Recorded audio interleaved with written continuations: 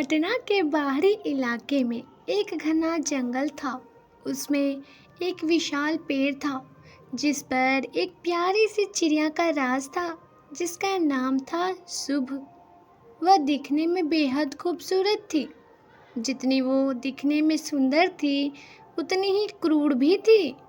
जंगल के अन्य पक्षी शुभ से बहुत डरते थे। शुभ जंगल के सबसे ताकतवर पक्षी थी। उसे दूसरे पक्षी को परेशान करने में काफ़ी मज़ा आता था। एक सुबह शुभ चिड़िया छोटे चिड़ियों के एक झुंड को तंग कर रही थी।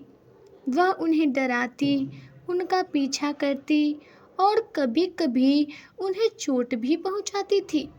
छोटे चिड़ियों में से एक चीमू थक कर गिर पड़ा। उसे भी शुभ परेशान कर रही थी।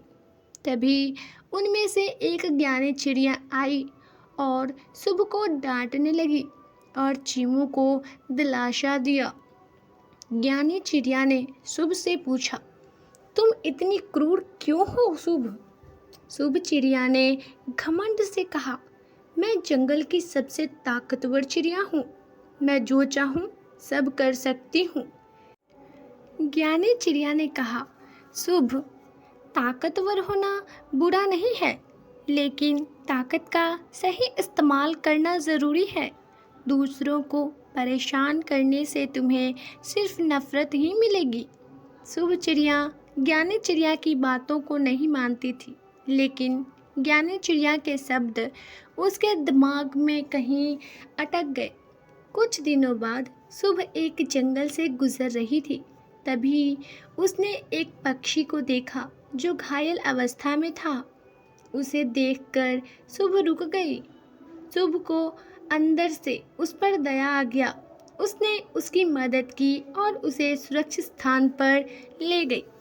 उस दिन उसे एहसास हुआ और तब उसे ज्ञानी चिड़िया की बात याद आई कि ताकतवर सिर्फ ताकत और दिखावे से नहीं होता है।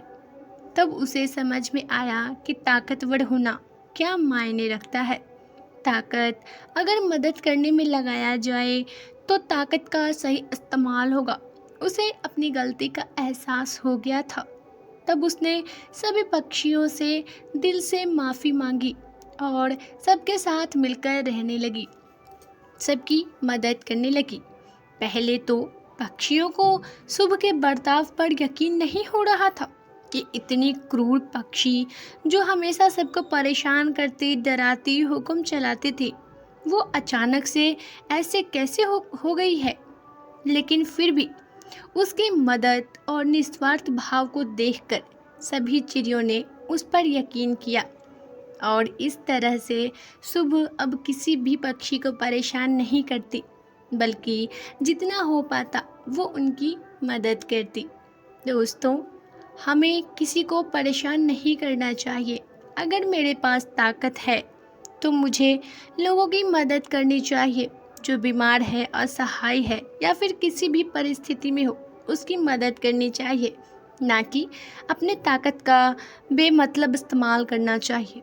अगर आप लोगों को हमारी ये छोटी सी कहानी ज़रा भी पसंद आई हो तो हमारे इस प्यारे से वीडियो को एक लाइक ज़रूर करें और ऐसी ही प्यारी प्यारी वीडियोस देखने के लिए हमारे चैनल स्टोरीज आरवी को सब्सक्राइब ज़रूर करें।